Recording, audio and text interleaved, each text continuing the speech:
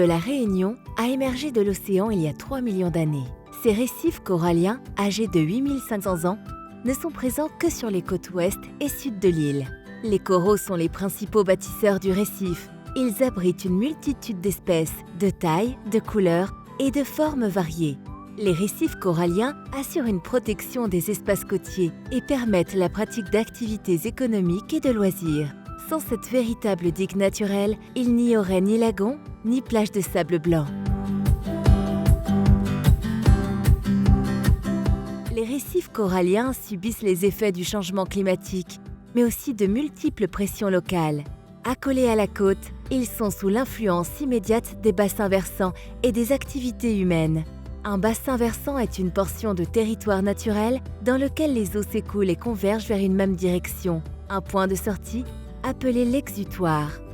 Les lagons de la Réunion constituent l'exutoire des eaux de ruissellement provenant de l'ensemble des terres situées en amont. En développant des zones urbaines, en installant des zones agricoles, en construisant des ouvrages, en asséchant des zones naturelles humides, en supprimant des espaces forestiers, l'homme a considérablement modifié le régime d'écoulement des eaux et rendu les sols imperméables. Une partie des eaux de pluie ne s'infiltre plus en profondeur et s'écoule directement dans la mer. Elle emporte les déchets, les pesticides, les engrais, les rejets urbains, mais aussi la terre sous forme de boue.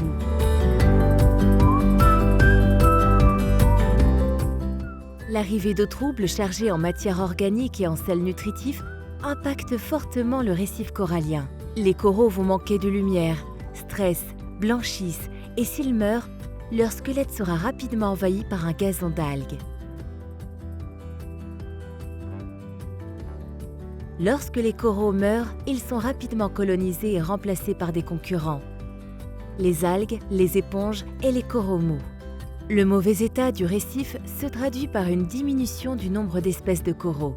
On observe également une modification du peuplement des poissons.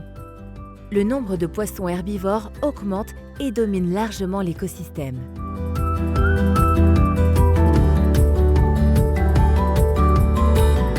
Pour préserver les récifs coralliens, il faut améliorer le traitement des eaux usées, entretenir les ravines, préserver les espaces retenant l'eau, gérer les déchets, modifier les pratiques agricoles, réduire fortement l'usage des produits chimiques. On peut favoriser l'infiltration de l'eau dans le sol et retenir la terre par des actions de replantation, en positionnant les cultures en terrasse de façon perpendiculaire à la pente, par la mise en place de roches en bordure de parcelles, par la restauration de zones humides et la maîtrise des constructions.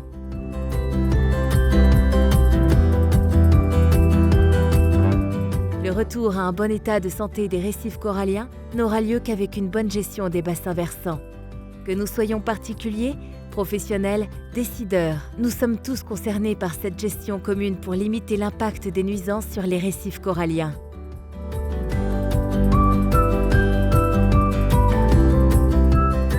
Un récif en bonne santé sert d'abri, de nurserie, de lieu de nourriture et de reproduction à de nombreuses espèces. Il représente un réservoir de biodiversité et une source de revenus importante pour la pêche, le tourisme, les loisirs et le bien-être des populations.